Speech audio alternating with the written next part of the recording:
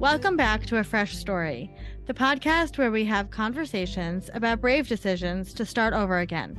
I'm Olivia. And I'm Jenny, and we're so glad you're here today.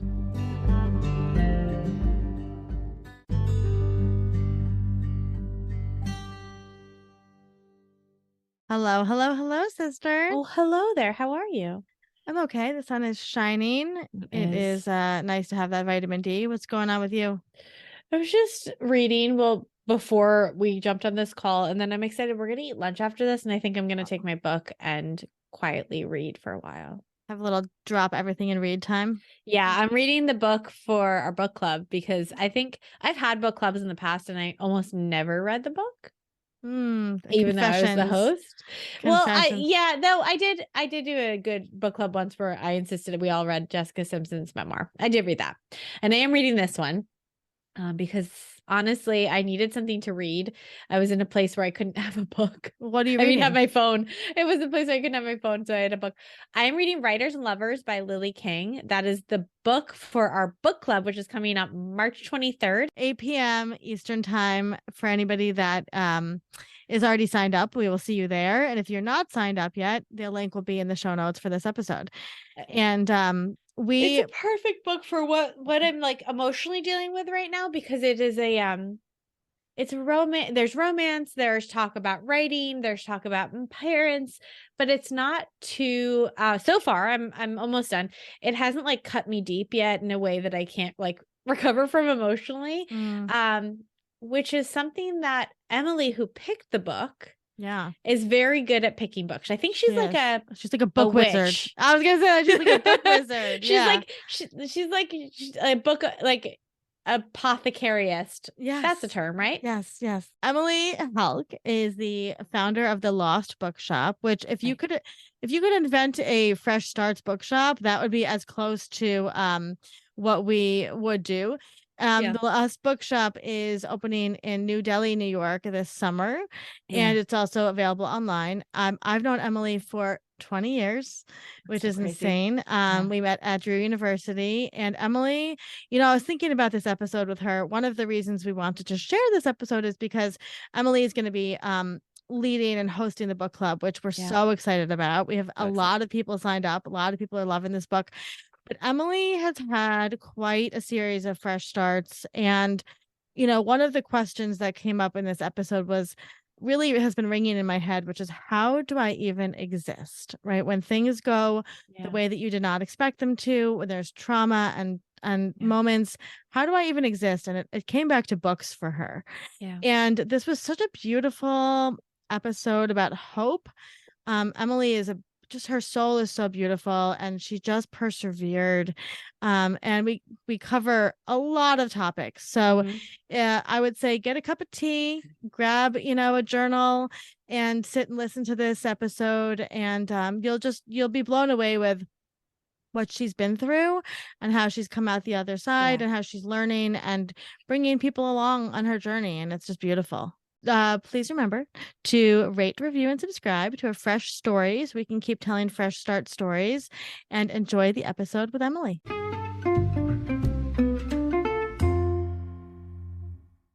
Emily Helck is a writer and artist who divides her time between Philadelphia and New York's Catskill Mountains.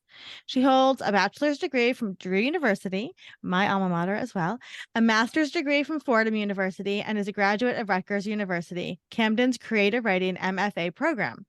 Her writing has been published by ABC News, Bustle, and other outlets.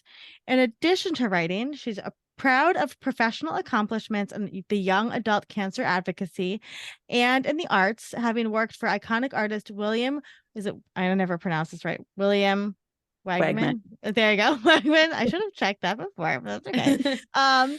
For nearly 20 years. Emily is currently in the process of opening her own bookstore, the Lost Bookshop, which we're so excited about. We are. And I'm going to share a little story about Emily. So Emily, and I don't know if she knows this, but Emily changed my life. So I went to Drew University. I'm a few years younger than Emily. And after my the end of my freshman year, Jenny's already crying. At the end of my freshman year, we got room assignments.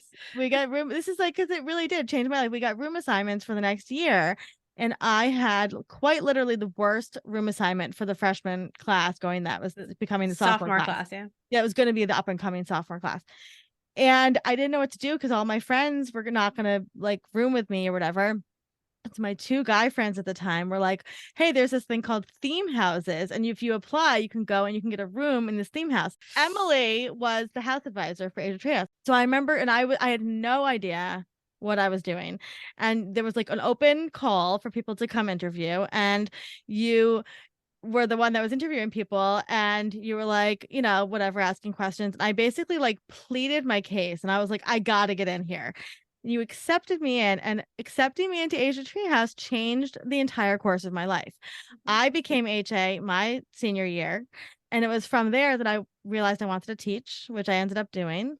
And I would not have probably stayed at Drew if it wasn't for my time at Asia Treehouse. And I still am so close to so many of those people. But also you and a lot of the other girls that we lived with became like older sisters to me, and it was a really special environment. So this is really meaningful to me to have you on the podcast and chat with you. Oh, I love hearing that. It was really special. Well, you should know that you were an obvious in from your first. Oh, well, thank you, Emily. I was very nervous. There was no discussion. We were so excited to have you, and you were such a great member, and then you were an amazing HA. I loved it there. I really did. Actually, fun fact, I wasn't really the HA. I wasn't picked to be the HA. Somebody else was picked to be the HA because I didn't want to do it because my boyfriend lived in Syracuse. He went to Syracuse. So I traveled a lot and to see him. And then so I wasn't HA. And then the first weekend of school started my senior year, the HA got way too inebriated and fell down a flight of stairs. And I did not know this. Yeah, and everybody was like, oh my God, what do we do? And because I guess because I'm me, everybody always called me mom anyway back then. They were like, Mom, you just step in. And I was like, okay, I'll do it. And so I became HA by default, but thank God I did. So anyway. I mean, it really did. It connected us with so many people, Matt, and so many people that like have been in our lives and are important to us. And it was like my first chance of like running events and like being like an educator, and I really doing the bulletin boards. It was all the bulletin boards. I learned from Emily because she's an artist. Well, anyway, we're so glad you're here and spending time with us tonight. So thank you, Emily. And how are you doing tonight, Emily? I'm doing all right. How are you guys doing? We're good. I can't believe it's only Tuesday. It's crazy. Yeah, it's crazy. Yeah. Long week. But why don't you take us back to the beginning of your fresh starts journey? Sure. So I was thinking about where to begin. Yeah. And there's been like a lot of the people you've had on the show, there's been so many fresh starts over the years. I'm 39.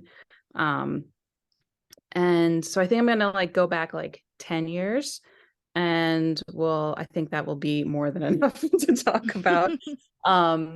So I'll go back 11 years. So 11 years ago, I was at Fordham getting my master's in English, doing a lot of creative writing. Fun fact, I was a graduate assistant for the program. And so I was in charge of like emailing. I was always doing this marketing stuff all the time, always fell into these marketing roles. Yeah. So I was doing like our department newsletter and all of that stuff. And I got an item for the newsletter, which was a scholarship to do a writing program in Rome. And I was like, I really want to do this. So I didn't put it in the newsletter, and I applied for it. I love that. And shocker, I was the only one. So I got it.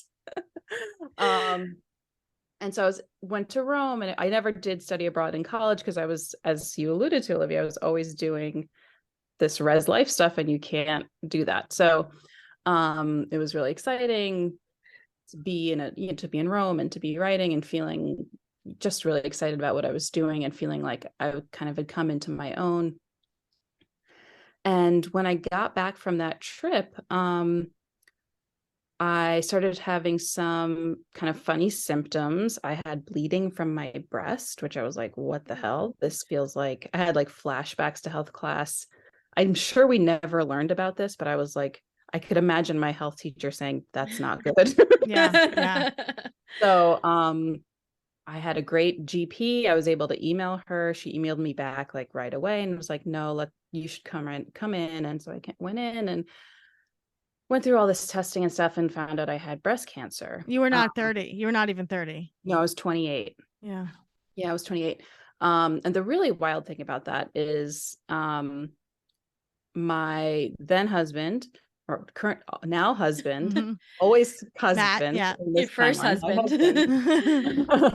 husband. When we were still just dating, we were living together. He had cancer. He was diagnosed with cancer, lymphoma. And we had gone through that whole thing together. And so as I was in sort of the testing nightmare fog, I just kept thinking, there's no way that Right. this could be happening to me, because what are the odds that we both Yeah. have it?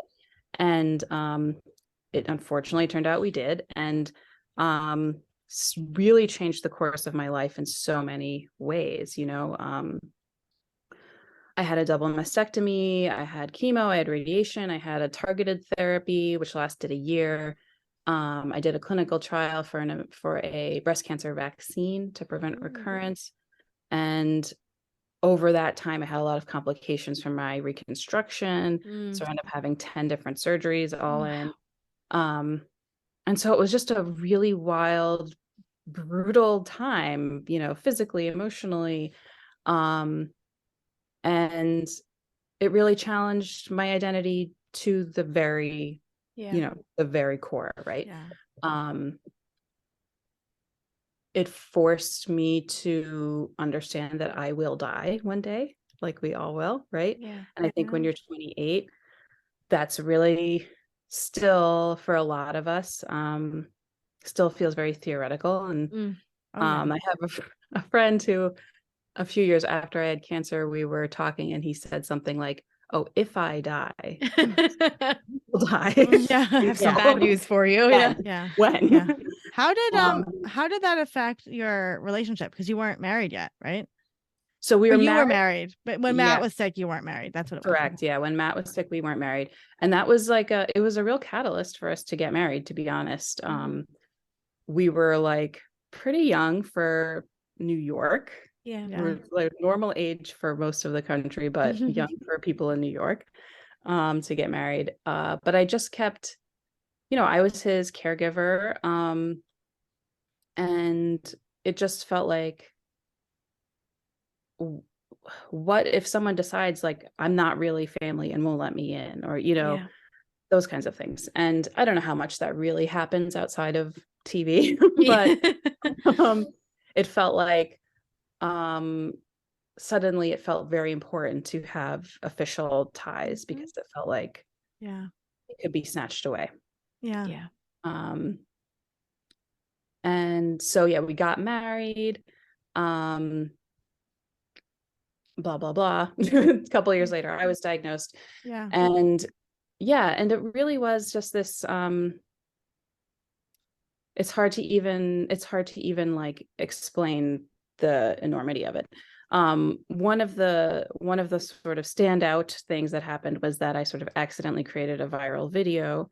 I had started blogging shortly after my diagnosis, really just thinking about myself and thinking about the experience with Matt, and how much of a total blur that an entire 6 or 8 months of treatment was. Just like, I have so few memories of it. The pictures, we have few pictures because no one felt like taking pictures.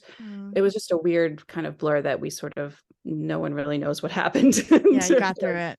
Yeah. So when I was in treatment, I was sort of like, I don't want that to happen. I want to understand this, And so once I started chemo, I started taking a photo every week of just sort of what I looked like, really just thinking about hair, but inadvertently ended up capturing a whole lot of stuff. I wound up taking pictures for a year, and then I made a video and put it on my blog, and it wound up being just completely bananas viral. Like, I mean, it was pre-Gangnam Style, so let's keep that in mind. This is back in I remember. Yeah.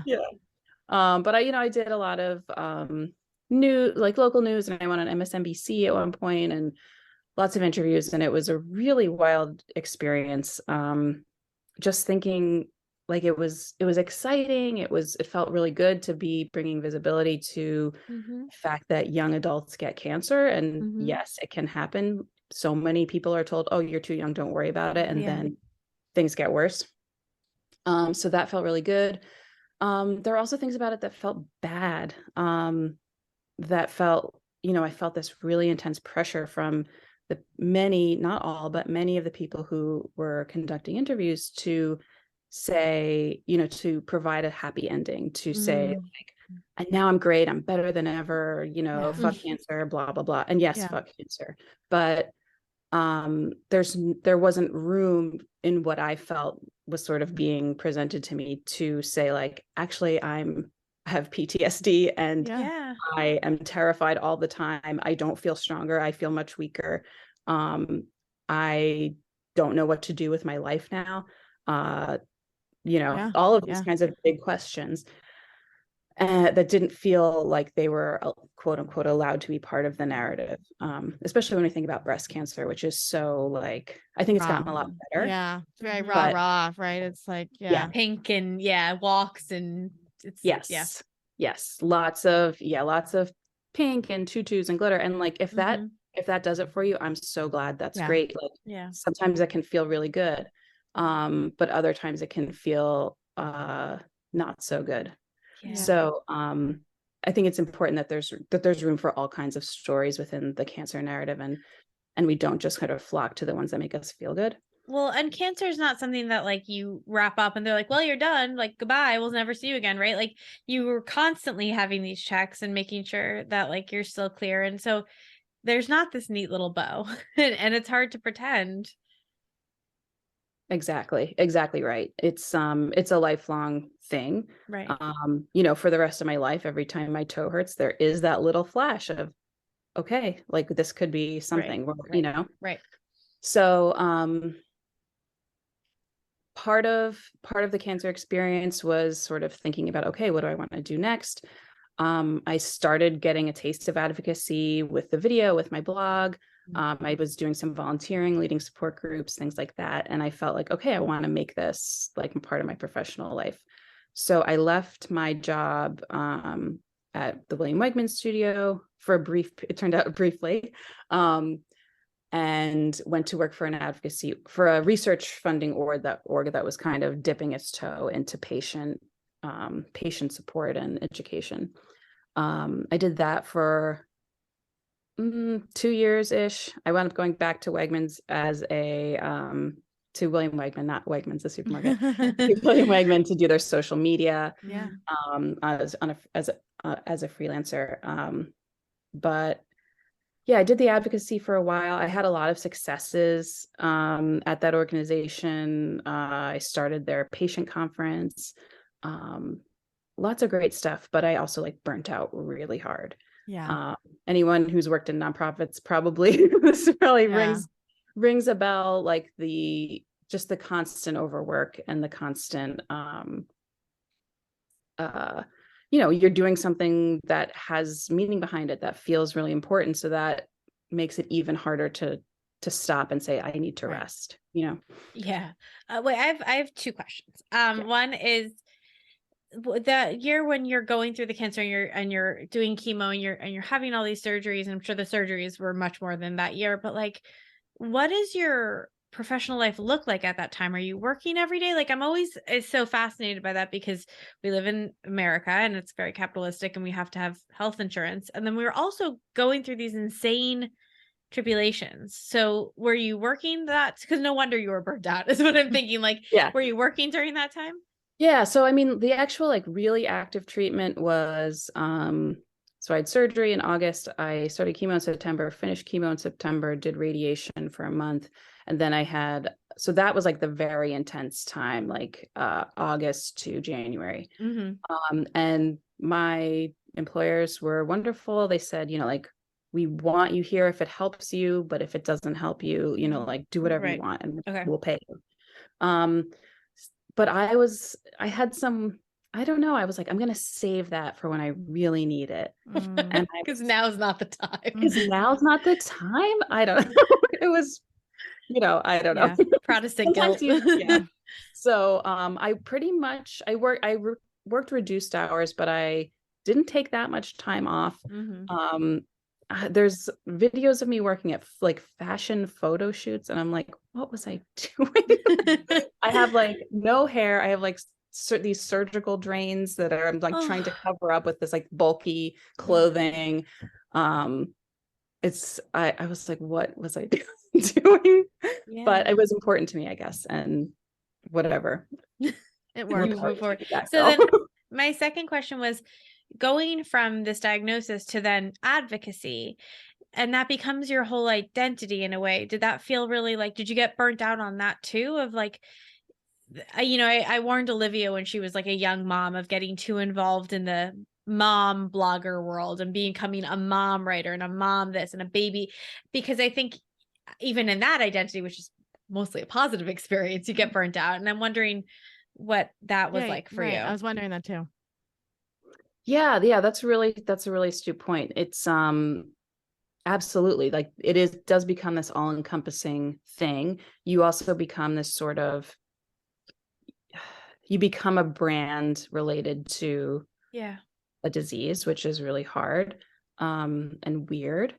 And then there's the aspect of like there was a part of it that was separate from my professional work that, was my social life was pretty much all cancer people at that point, aside from a few friends who stuck it out. Right. And so, that's all happening. I'm trying to be supportive for friends. It gets to the point where I'm losing friends to this disease. And then I'm at work, later at a different org. I got the news that a friend had died at work. And I was like, I don't know what to do. Do I leave? Do I go home? Do I keep doing this work because this work is important? It was really, really hard. And I think that losing people, whether they're my friends or other advocates that I had come to, really admire and respect, was probably the thing that made it the hardest. There are many other things that made it hard, but that was, I would say, that combined with the total lack of support for that professionally. Right. I mean, I would imagine you just don't have a second to not think about cancer. Right.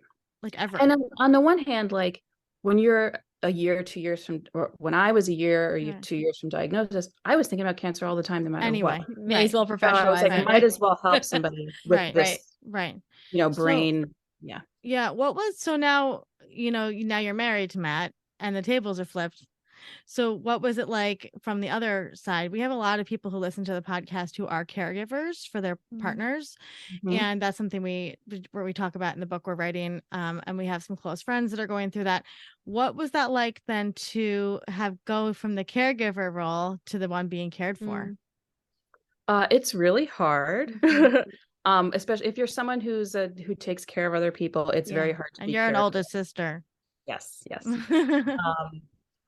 So things would happen like I would want cereal and I would just not even really occur to me to say, hey, could you get me a bowl of cereal? And I would be at the cabinet with my arms, like I wasn't supposed to lift my arms, like trying to get it. Like, what are you doing? Please let me get you the cereal. So there's that part of it that's just sort of innate. I wasn't asking for help automatically. And I would say that is the biggest thing that I learned from the cancer experience, was that ask for help.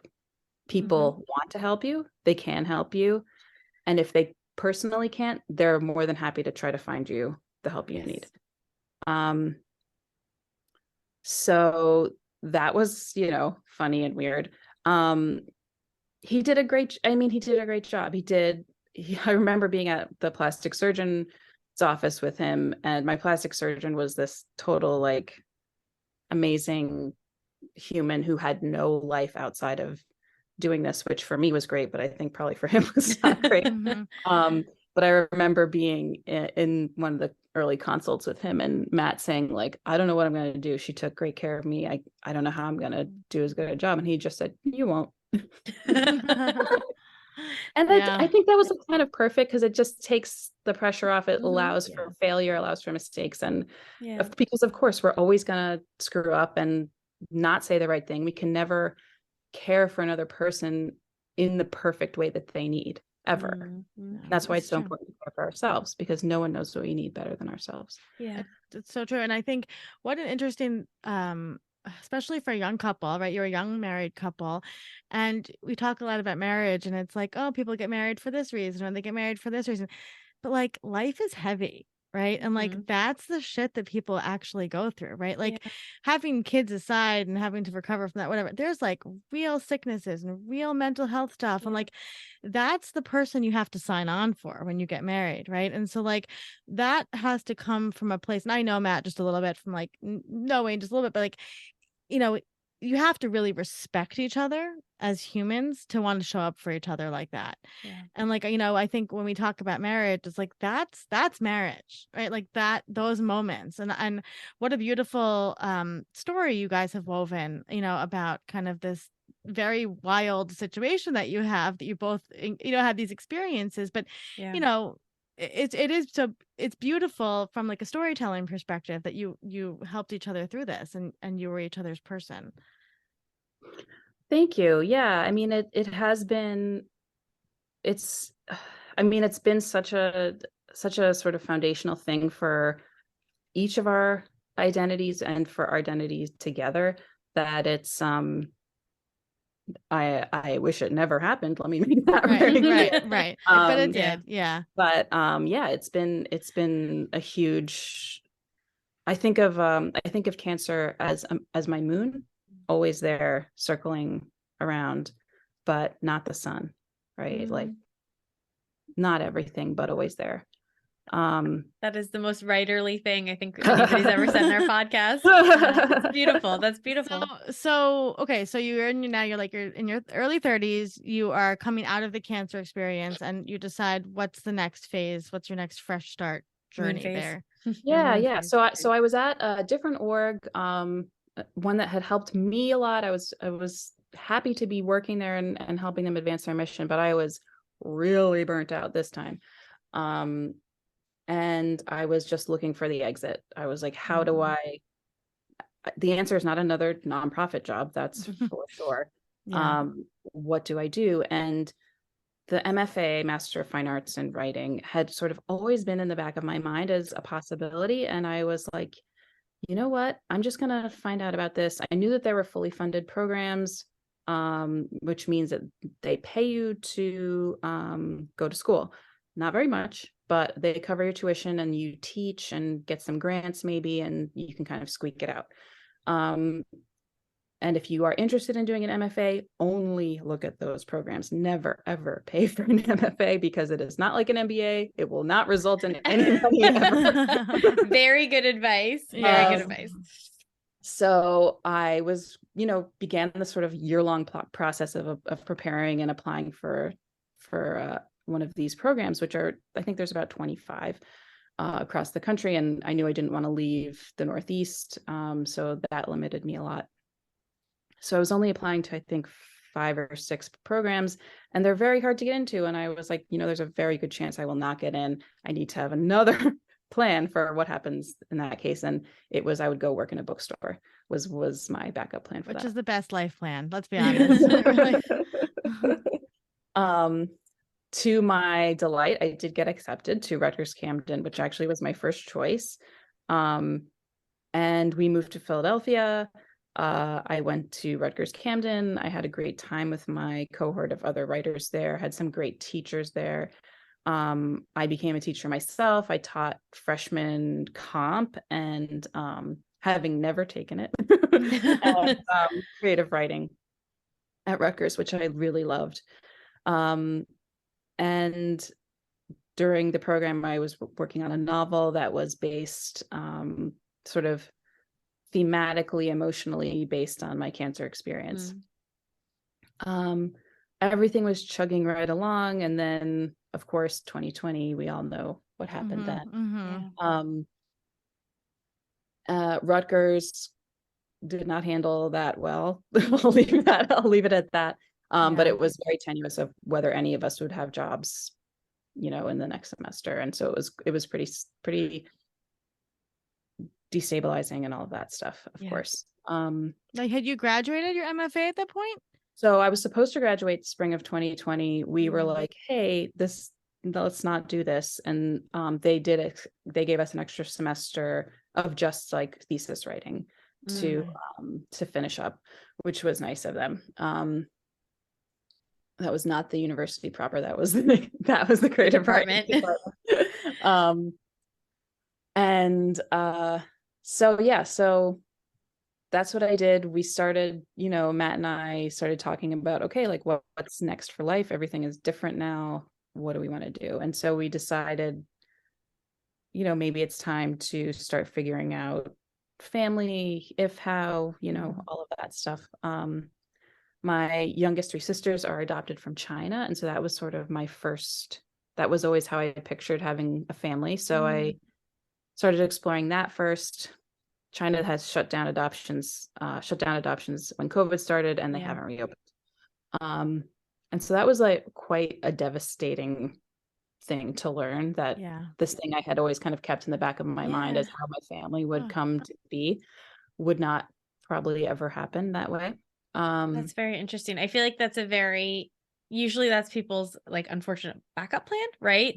And so it's very interesting that was your plan A, to grow your family, and how that can also be taken away from you. It's fascinating. Yeah. So I grieved that, and then we decided, okay, both of us thought, like, we've both been through chemotherapy. There's no way we can have kids. And you know, we were like, but let's try, right. Give it a try. And so we started trying to get pregnant. I did get pregnant, you know, within a few months, which was great. We told our families at Thanksgiving that year. 2 weeks later, I had a miscarriage. And then unfortunately that happened again and again. So 3 in a row, very rare. Not much information on why, other than to say, like, you know, we were told you have to do IVF pretty much to not just, you know, to have any sort of semblance of faith that you won't continue to lose the pregnancies. And I just felt like at that point, I just can't. I've been through so much medically, and even the regular maternity appointments were just like a lot. So I imagine that whole process would be very re-traumatizing potentially. Like to be in a room with a midwife and say, hey, I had a double mastectomy, and then 10 minutes later for her to ask if I'm going to breastfeed. I'm just like, maybe come on, guys. It's probably not is the answer. Probably not. That's a whole other podcast. Yeah. That's wild. And like, also, again, like you said, that wasn't really your plan A.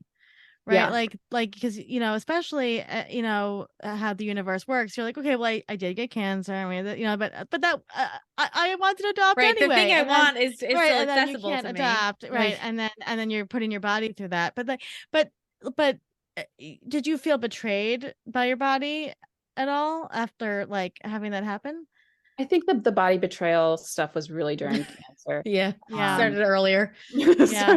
Yeah. And I think by the time of the pregnancies, I was so shocked that I was even getting pregnant at all.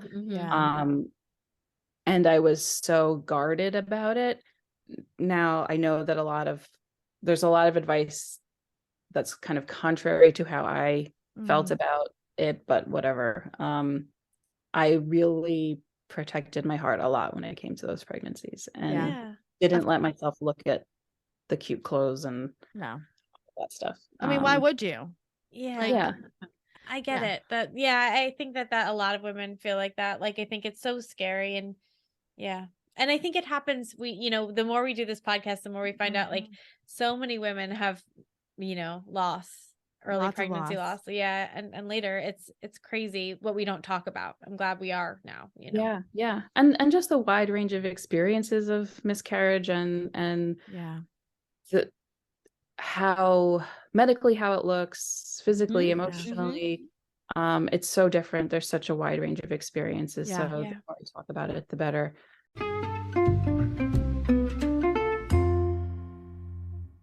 Did you write? Were you writing during all of this?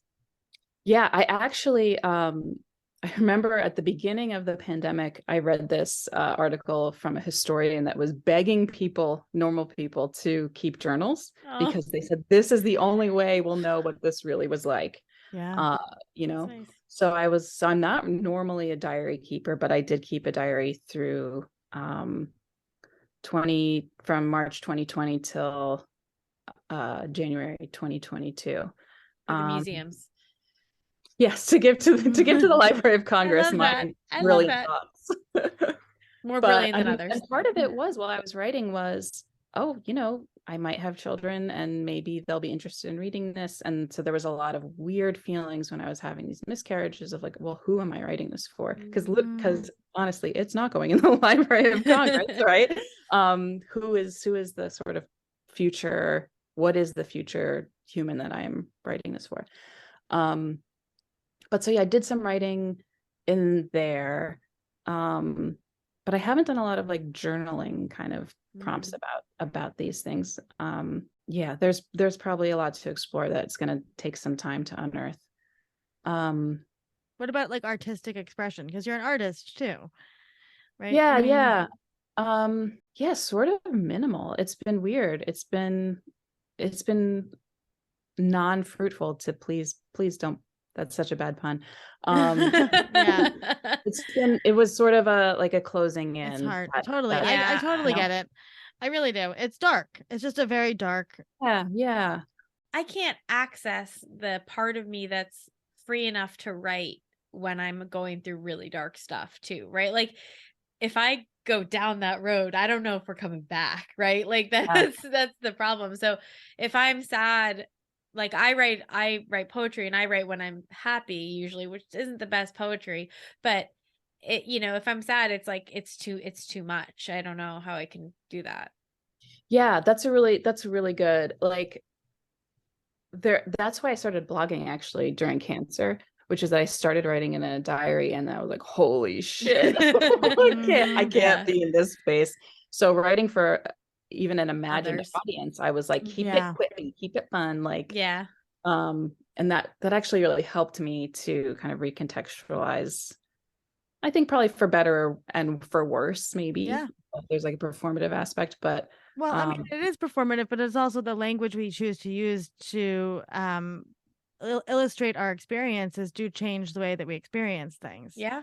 Right. Yeah. So, you know, so the way that we choose to write about XYZ or say out loud does change not just the way our memories perceive things, but the way we move through the experiences. Right. So that's interesting. I mean, I guess my question for you is like, how did you get through all of that? Like, you know, during that time, especially, you'd been through so much, and then you're like having these nuggets of hope, and then it falls apart. Like, how do you get through that? That's hard. Yeah. So much therapy, Olivia. Yeah. So much. Good. That's great. So much. Yeah. The most therapists I've ever had at once is 3, which I feel pretty excited about that number. You get to ring the bell on that one. You got 3 therapists at once. 3 therapists at once. Yeah, and that's not even the end of it, but there were times when I just felt like, what else can actually happen and have me still breathe, have me still wake up in the morning. So I had the 3rd miscarriage. The week before it was official, I was like, it was feeling like it wasn't gonna work. The embryo was measuring a week behind. I was like, my hormone levels weren't right. And I was like, this feels really dicey. And I had been thinking about this bookstore thing. My whole life I've wanted a bookstore. And the last couple of years I had been thinking about it more seriously. And there was this big giant binder you could buy, How to Open a Bookstore. And I was like, you know what? I feel really bad today. I'm really freaked out. I'm buying myself this binder. And it came. I lost the 3rd pregnancy, and I was like, this is what I'm doing now. This is it. And I started looking for a space, started learning how to write a business plan, learning everything I could. And then my dad died very suddenly. He got COVID. He was vaccinated and boosted and all that. And I hate that I have to qualify it with that, but I feel this need to say those things. He was very, very careful. He went up, we're not sure that where he got it, but we think it was this one dinner we went to as a family. And he was fine. He was like, didn't really feel that bad. Worked, every day from home, and then died really suddenly. He had a heart attack, caused by COVID. And it was a complete shock. I'm still not over the shock. That was December 2021, a few days after Christmas. And that was a whole other tailspin for me, for my family, sort of for everyone in our orbit. And that's when I got therapist number 3. Started doing art therapy. Yeah, that's great. And just trying to, really like, how do I exist? Yeah. Was really the task. And art was hugely helpful. I love art therapy. It's really not just for children, even though it seems like we it. had Laura, our friend Laurel's an art therapist. Yeah, it's and she's wonderful for adults. Yeah, it's wonderful. So I highly recommend that. And I had this thought, wow, what do I do now? Like, do I still move forward with this bookstore? It would mean moving farther away from my family, because I wanted to do it in the Catskills. It was really, really a struggle what to do. Should I try again to have a baby? Would that make people feel better? Whoa. That's I mean, that's a real older sister thought. And you're a Pisces too, right? Yes. Your birthday's coming up. Yeah, we share those qualities that are not always good. And so that's a very right. How can I quell everybody's hurt? Right. Yeah. But it's not my job. Not your job. No. I'm sure therapists 1, 2, and 3 would agree with that. But I love that question. How do I just exist? Yeah.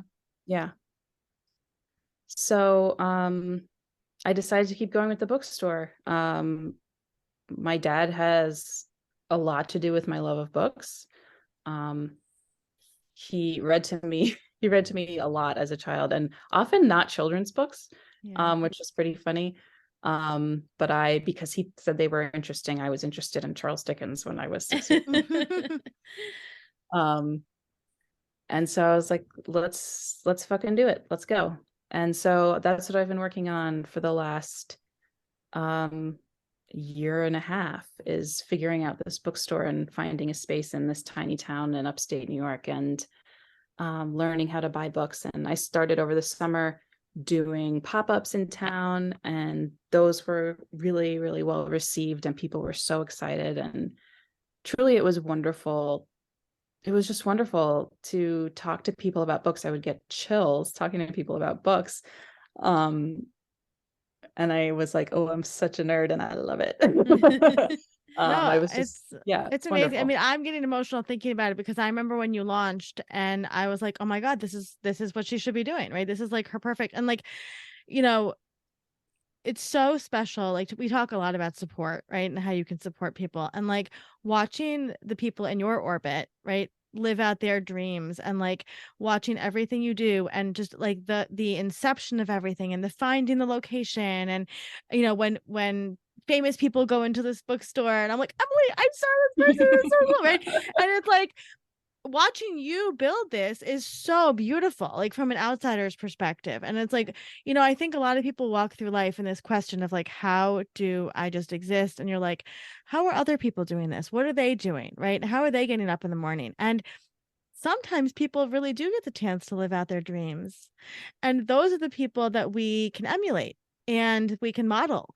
And if Emily can do it and live out her dream and through all of it, right? If right, Emily can scratch her way and claw her way to her dream, despite everything that she's gone through, like, that's just an amazing, you shouldn't have to be the model for that, right? But like, But like, we're glad that you're there, that right, you've and built you this thing for provide yourself. this toolbox of other people that now can go, oh well, I have a dream, right? And so if Emily can survive, cancer and through all that, you stayed true to this vision that you had many years ago of what you wanted to do. So Yeah, what has it been like seeing this like come to life? really, I mean, amazing, amazing. I'm picking paint colors right now, and it's like it feels very real, feels very, very real. Um, really what I've been it's so interesting what you were saying about like being a model for other people or things like that. And thank you for saying that. It's very kind. I think a, a really big another really big lesson or sort of idea that was bouncing around my head a lot during cancer was you get a lot of like the assumption that you're thinking when you have cancer, why me? That was not something I ever thought, probably because of my experience with Matt. I knew that young adults could get cancer. Right. So I often, my question was, why not me? Why shouldn't it happen to me? Yeah. Right. And I had an answer for it because it happened to him, but then that got squashed. So there's really no reason it shouldn't there's no reason I should be spared from this. Yeah. And at some point over the years, I realized that goes both ways. Yes. Right. Yeah. Why should I be the one to do this wonderful thing? Like, do I deserve this? It's like, well, yeah, why not me? Yeah. Why shouldn't I do this? Yeah. And what you said about other people seeing you do something that feels out of the box or that feels risky, or how many people have I told this to that said, whoa, that's the dream? Like, yeah, that's important too, not just to be the sort of cancer, like you can survive poster girl, right?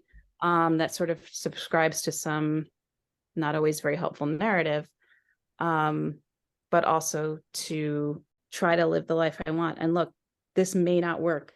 It's an independent bookstore in the year of our Lord 2023. This really might not work, but I have to try. And I'm so excited and I love every minute that I'm doing it.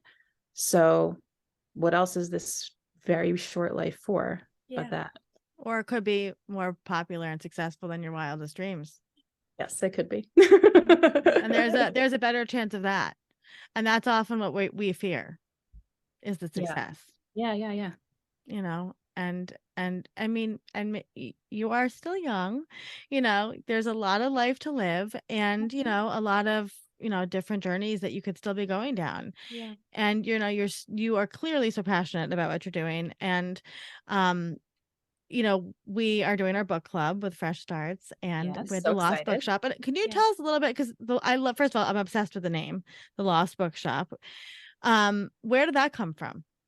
Yeah. So for many years, I've been thinking about the idea of like books to sort of help you through life, books as medicine. And I was doing all this like book doctor. No, that's terrible. All these kinds of different names. And I had a student when we were at our first semester back in person. So everyone was so awkward and funny. Yeah. We were all struggling. I was explaining an assignment and he raised his hand and he just said, I'm lost. And it was so sweet. And I was like, wow, there's so much beauty in that. Like, and just being able to say that and the metaphor of being lost. And I was just kind of walking, I think through the woods or through a meadow or something in the Catskills, and the Lost Bookshop just sort of popped into my head. And the books that our tagline is books for getting lost and finding your way. So that when you're going through these immense moments in life, transition, grief, there are Fresh books starts, that will yeah. help you through it. Fresh starts, books that will help you through whether what you need to do is escape or if you want to wrestle with it. And those books are different, like look different for every person, but we can share with each other what those are. So one of the most important things about the store is that it's going to be heavily populated with personal recommendations. This book helped me when I was with my mom in the hospital. This book helped me when I was getting a divorce. This book helped me through early motherhood. Yeah. So yeah, those books are out there. I've been saved by books so many times in my life, and to put those books into people's hands is it's everything. It's your gift. It's your gift back. Yeah. To books. It's community care, right? And like we always say, community care is self-care. And what I love about the books you have is that they're not the typical self-help, quote unquote books or whatever. I was thinking about when I was thinking about the podcast tonight and you today, I was thinking, gosh, what an amazing concept. Like, and it's funny that you said book doctor, because I was thinking like a prescription for books, right? And how, you are going to become this like sorceress, right? Who like prescribes books for people, in your amazing bookshop in the Catskills. And, the idea of people coming to you and saying, I'm going through this journey. What should I read? And not the typical just like New York Times bestseller, whatever. And I think we don't give enough credit to books for, like you said, saving people's lives and, helping their mental health and all of these things. So, and major kudos to you for taking this big, giant, brave decision and starting something that is really, like you said, in 2023, closing. It's bold and it's beautiful. And, we just saw our local bookstore close down, 2 years ago. And it was the biggest independent bookseller on Long Island. And one of the women who worked there went off and found a new bookstore. And we're so grateful because it's the heart and soul. It was the heart and soul of our town. And bookstores are our community care, and, they're beautiful spaces. And it's a bold move, but it's an important move. And we're glad that people are still making that bold move. Yeah. So, Emily, you've been through a lot of things. If somebody is going through, we're going to just say a generic brave decision. What would be just some wise words that you could give to them from everything you've gone through? Yeah, I think the most important thing to remember is that you can ask for help, and that it's actually brave to ask for help because it means you haven't given up. I love that. Perfect. And then the hardest question we always ask everybody, what was the last thing that you ate and truly loved? I thought I was ready, but the way you just said have you ever remembered anything you've ever eaten before? Because I don't.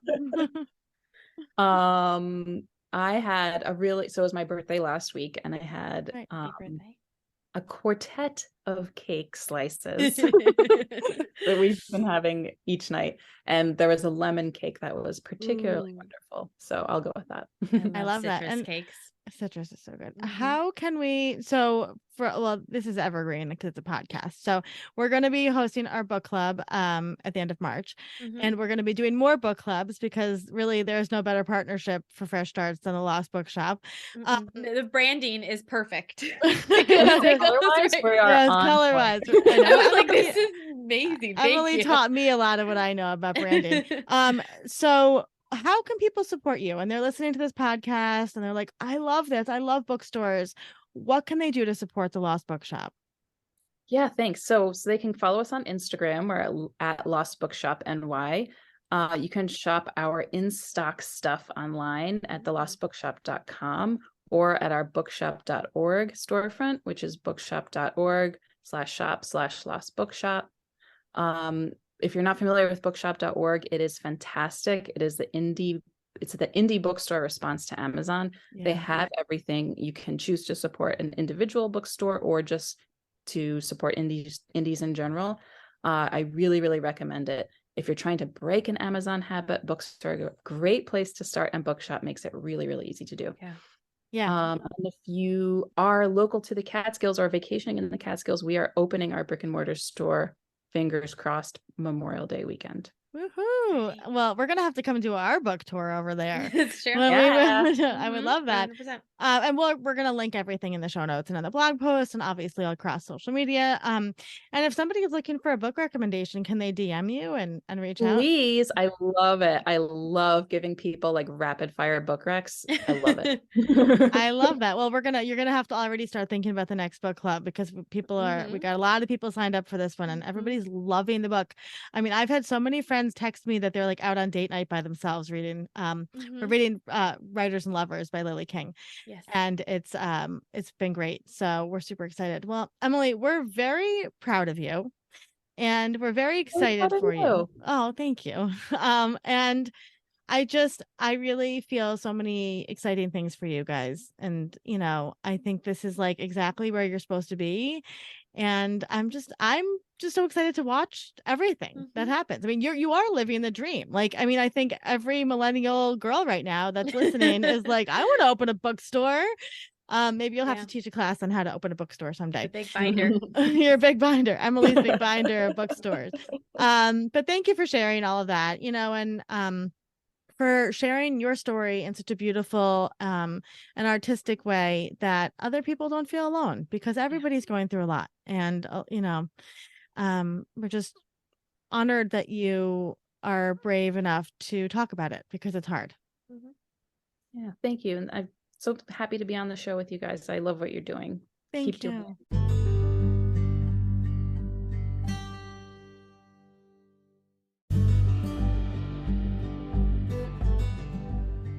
Thank you for listening to today's story. We're always here, and we're proud of you. Until next time, brave one. A Fresh Story is brought to you by Fresh Starts Registry, the first and only platform for everything you need to start again. You can read the show notes and learn more about today's episode at freshstartsregistry.com/podcast.